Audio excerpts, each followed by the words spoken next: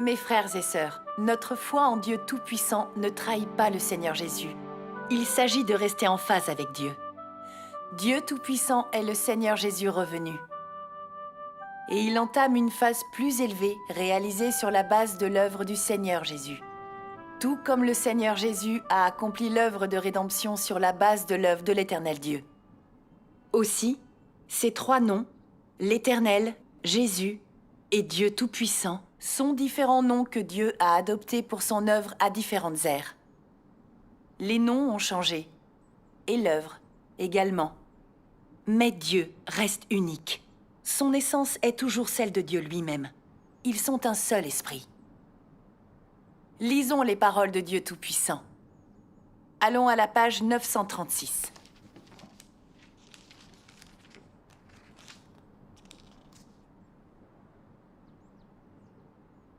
Dieu Tout-Puissant dit: le travail que Jésus a fait représentait le nom de Jésus et représentait l'ère de la grâce. Le travail accompli par l'Éternel représentait l'Éternel et l'ère de la loi. Leur travail était l'œuvre d'un seul esprit en deux ères différentes. Bien qu'elles aient eu deux noms différents, les deux étapes de travail ont été réalisées par un seul esprit. Et le travail de la seconde étape a continué, celui de la première.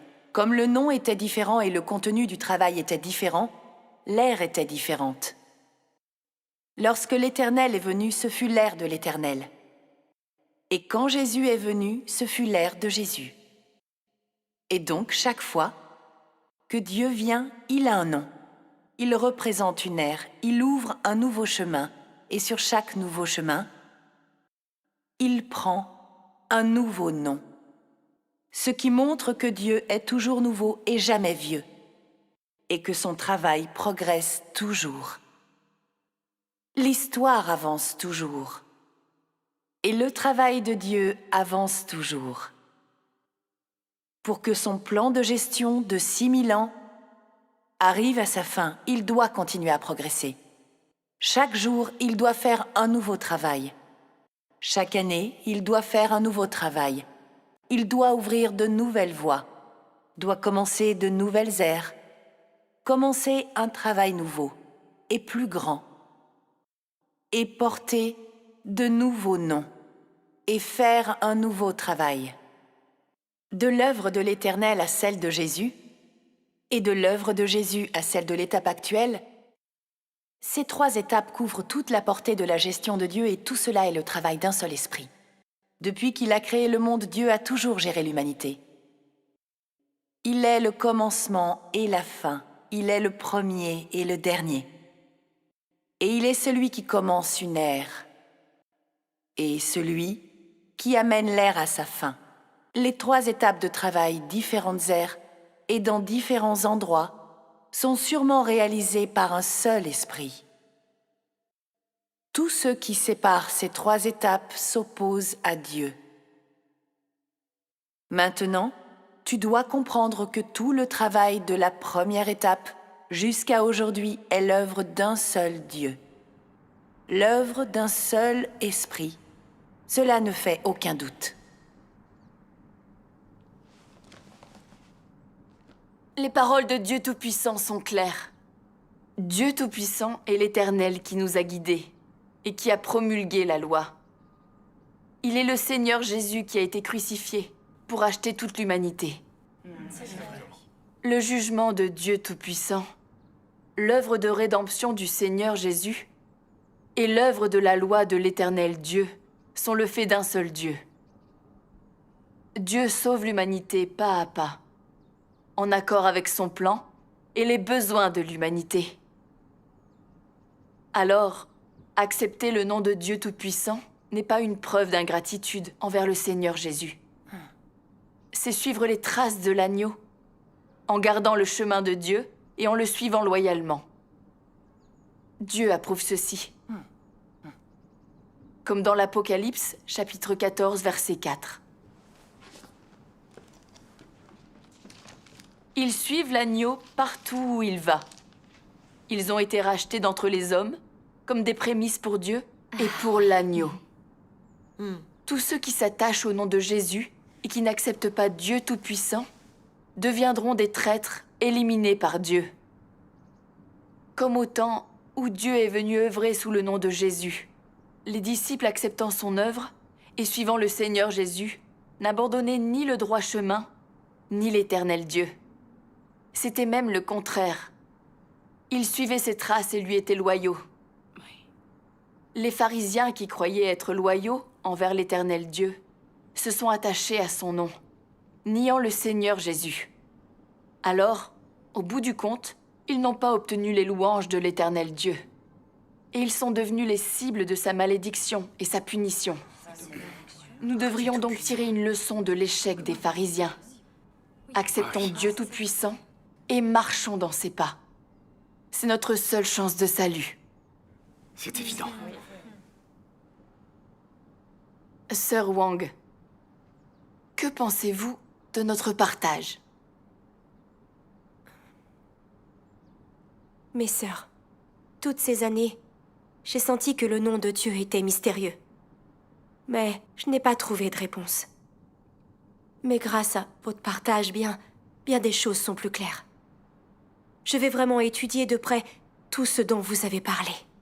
Dieu soit loué. Je vais le faire moi aussi. Gloire à Dieu. Mes frères et sœurs, ce partage nous a éclairés. Le nom de Dieu est déterminé selon son plan pour l'œuvre de salut. Et pendant qu'il agit, pour que toute l'humanité le comprenne et qu'elle puisse accéder au salut, il a adopté différents noms. De plus, il prend un nom différent pour chaque étape de l'œuvre et exprime une partie de son tempérament en effectuant une œuvre nouvelle et en adoptant de nouveaux noms. Il révèle sa toute-puissance, sa sagesse et ses merveilleux actes. Il montre qu'il est l'Éternel, ayant promulgué la loi pour guider les hommes. Le Dieu qui peut faire preuve de miséricorde ou maudire. Mais aussi le Seigneur Jésus rédempteur et miséricordieux. Mais également qu'il est le juste, le Dieu tout-puissant, qui exprime des paroles pour juger et sauver l'homme, et qui peut détruire le vieux monde. En fin de compte, nous pouvons connaître le tempérament de Dieu. Ce qu'il est, nous savons qu'il englobe tout, qu'il est un Dieu d'abondance. Le Seigneur de la création qui a créé et règne sur tout. C'est pourquoi Dieu adopte un nom pour chaque ère.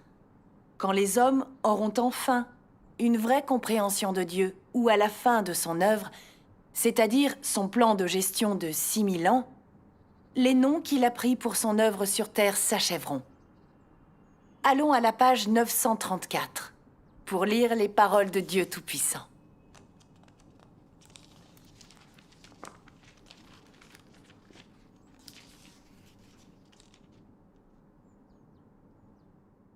Dieu Tout-Puissant dit : le jour viendra où Dieu ne sera pas appelé l'Éternel, Jésus ou le Messie.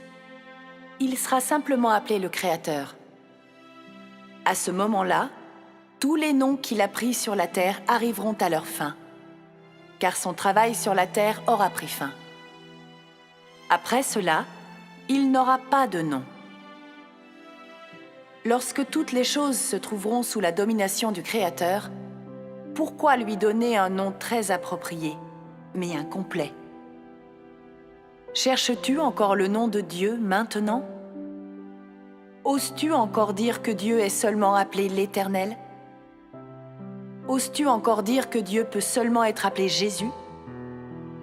Peux-tu assumer le péché de blasphème contre Dieu ?